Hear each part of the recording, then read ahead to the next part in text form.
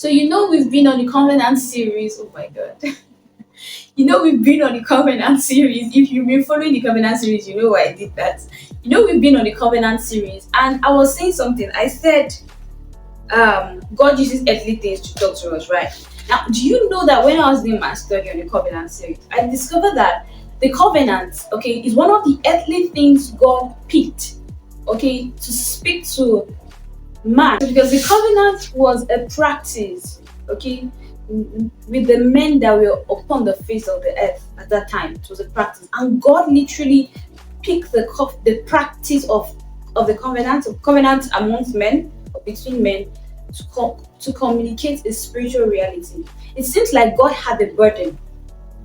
Okay, he had to look to see what can I use to make. Remember, I said it's not just about God doing what only Him can do.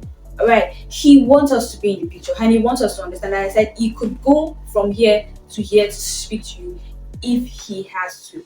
All right, so God came to Noah and says, "I will establish my covenant with you." All right, several places in Genesis. All right, you see that in Genesis 6:18, Genesis 17:2, Genesis 17:4, Genesis 17:7, and all over the Old Testament. I will establish my covenant. It was almost like a burden. It seems like a burden. And God came down to men and He began to tell them about the covenant.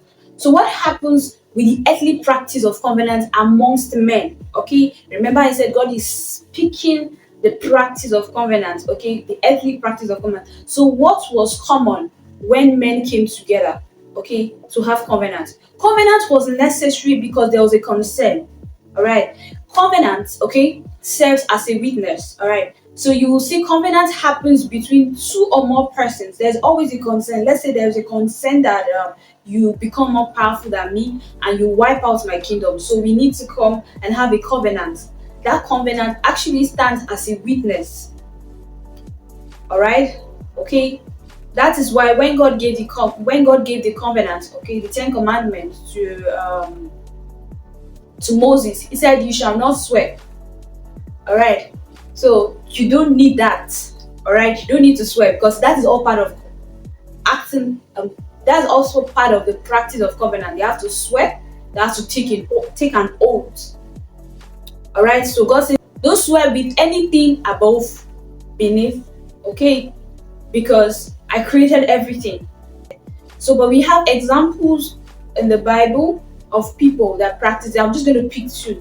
So we see a covenant that happened between Abimelech, that's the king of Gerar, and Abraham. Okay, you see that in Genesis chapter 31, from verse 44 downwards. We also see another covenant that happened between Laban, that is Rebecca's brother, Jacob's mother. Okay, Laban and Jacob.